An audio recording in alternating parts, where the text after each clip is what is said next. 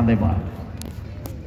देशलाई सधैँभरि तपाईँको चाहिँ अराजकता, अशान्ति र अस्थिरतातर्फ लगिरहने मान्छेहरूलाई हामीले नेता सम्झिरह्यौँ। त्यो नेता थिएन हाम्रो लागि, वास्तविक नेता थिएनन् ती थिए त तपाईँको चाहिँ विदेशी इसारामा चल्ने मानिसहरू थिए, दम्बले फुलेका मानिसहरू थिए, जसले देशका जनतालाई किरा फटाङ्ग्रा सम्झेर मार्नुपर्छ, दमन गर्नुपर्छ, जसरी ठिक लगाइहालिन्छ भन्ने खालका तपाईँको निरङ्कुश सोच विचारले हाबी भएका मानिसहरू थिए।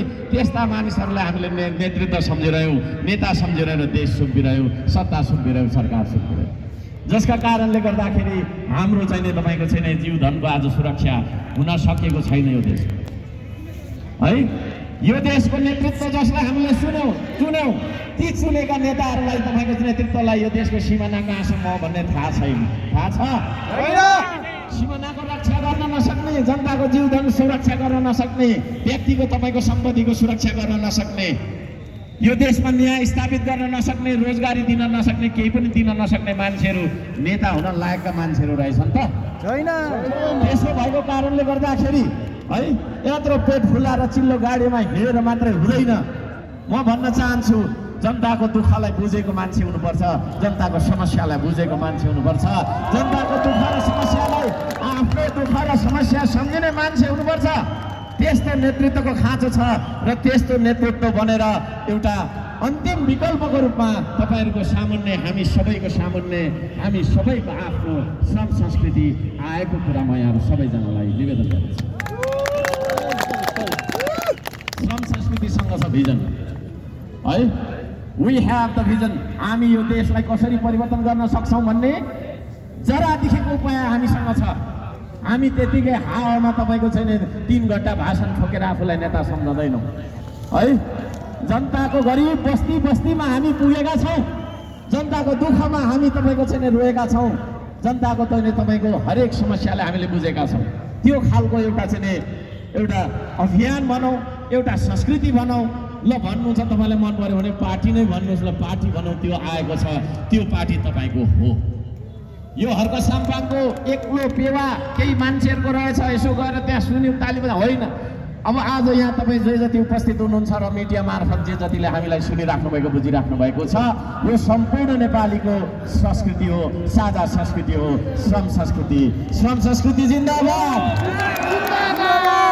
श्रम संस्कृतिले मात्रै तपाईँको छैन यो देशको समस्या समाधान गर्न सक्छ। यसको बारेमा म 1 वर्षसम्म बहस गर्न तयार छु, जोसँग कोसँग गर्नुपर्ने, कहाँ गर्नुपर्ने। तर यो कार्यक्रम मार्फत मैले छोटो मात्रैमा जानकारी दिन चाहन्छु, छोटो मात्रैमा दिन चाहन्छु जानकारी। वास्तवमा यो श्रम संस्कृति के हो? श्रम संस्कृति भन्दा मान्छेलाई विकासको केन्द्रबिन्दु मान्ने अवधारणा हो श्रम संस्कृति। मान्छे मारेर विकास हुँदैन भन्ने सोचाइ हो श्रम संस्कृति है। विकासको केन्द्रबिन्दु मान्छे हो।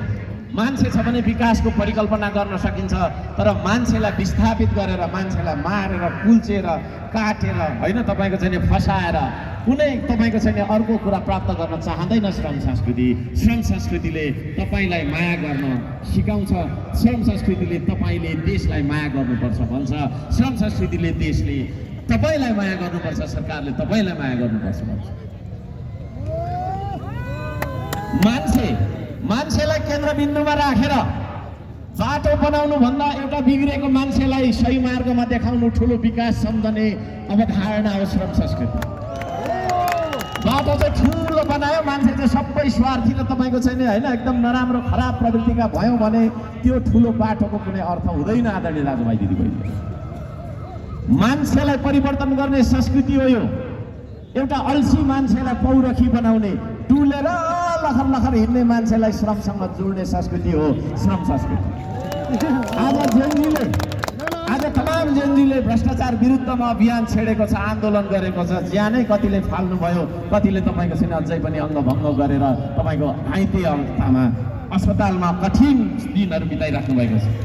जेनजीको एउटा म्यान्डेट के थियो, जेनजीको चाहना के थियो भने यो देशमा भ्रष्टाचार नहोस् भन्ने। तर म यहाँहरू सबैजनालाई भन्न चाहन्छु, सधैँभरि मैले राख्दै गरेको तर्क अलिकति यहाँ दोहोरिन्छ। जब मान्छे काम गरेर खान चाहँदैन, गफ गरेर खाने बन्छ। गफ गरेर खाने मान्छे ठग हो, उसले ठग्न थाल्छ। ठग्ने मान्छेले कर्मचारी बनेर जागिर खायो भने पनि उसले घुस खान्छ, भ्रष्टाचार गर्छ होइन। नेता बनेर चुनिएर गयो, सांसद भयो, मन्त्री भयो भने उसले त देशै बेचेर खाइदिन्छ। त्यसो भएको कारणले गर्दाखेरि गफ गरेर होइन, काम गरेर खानुपर्छ भन्ने संस्कृति हो श्रम संस्कृति। काम कुनै सानो हुँदैन है, काम कुनै पनि सानो हुँदैन।